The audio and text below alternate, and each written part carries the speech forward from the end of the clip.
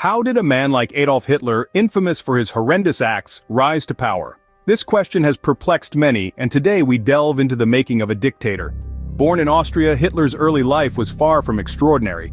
He was a dreamer, a struggling artist, and a man deeply affected by his country's defeat in World War I. After the war, Hitler returned to Munich, a city teeming with political unrest. It was here that he discovered his talent for public speaking and his knack for manipulating the masses. He joined the German Workers' Party, which would later be renamed the National Socialist German Workers' Party, or more commonly known, the Nazi Party. Under Hitler's leadership, the party began to grow. His charismatic speeches resonated with the disillusioned Germans, who were still reeling from the aftermath of the war. Hitler's charisma and persuasive speeches started to attract more and more followers, setting the stage for his rise to power. The world plunged into economic chaos with the Great Depression, but for Hitler, it was an opportunity. The collapse of Wall Street in 1929 sent shockwaves around the globe, and Germany was not spared. As the economy spiraled, so did political stability. The Weimar Republic, already shaky, was unable to cope with the crisis. Unemployment soared, and the streets were filled with disillusioned war veterans and starving families. In this climate of fear and discontent, Hitler and his National Socialist Party saw their chance. They painted themselves as the solution to Germany's woes, promising employment, prosperity, and a return to national pride. Hitler's fiery speeches echoed through beer halls and across radio waves, stirring up anger towards the perceived enemies of the state, the Treaty of Versailles, the Weimar politicians, the communists, the Jews. In the midst of chaos and despair, Hitler's promise of a better future started to resonate with the German people. From being elected as the chancellor to transforming Germany into a one-party dictatorship, Hitler's path to power was a calculated and strategic one. In January 1933, Hitler was appointed Chancellor of Germany. However, his position was not as secure as he would have liked. His Nazi party did not have a majority in the Reichstag, and Hitler was in a coalition government. But he was not about to let these obstacles hinder his plans. Just a month later, in February 1933, the Reichstag building was set ablaze. This event, widely believed to be a communist plot, gave Hitler the opportunity he needed.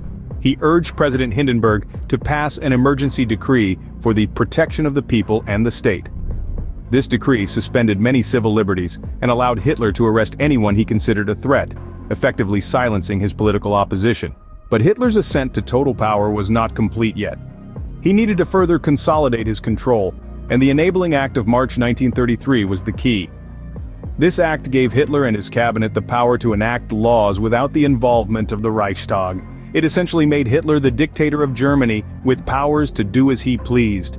As Hitler's grip tightened, the final nail in the coffin of German democracy was the Night of the Long Knives in June 1934. Hitler purged the Nazi Party of those he perceived to be disloyal, further cementing his absolute authority. Following President Hindenburg's death in August 1934, Hitler declared himself Führer, combining the roles of Chancellor and President. There was no one left to challenge him. Hitler had successfully transformed the Weimar Republic into a one-party dictatorship. By 1934, Hitler had become the Führer, the absolute ruler of Germany, setting the stage for the atrocities that were to follow. Hitler's rise to power was not a sudden event, but a gradual process fueled by political instability, economic crisis, and the charisma of a man promising a better future. This journey began with the making of a dictator, a man molded by his early experiences and driven by a dangerous ideology. The Great Depression then provided the perfect storm, an opportunity for Hitler to exploit the despair and disillusionment of the masses. His path to power was paved with strategic alliances, manipulative propaganda, and the exploitation of fear. In the face of economic despair, political instability, and a desperate desire for change, the people were drawn to the allure of a charismatic leader promising easy solutions. Yet this path led not to prosperity but to the darkest chapter in human history. As we reflect on this dark chapter of history, we are reminded of the importance of vigilance and the dangerous allure of charismatic leaders who promise easy solutions during times of crisis.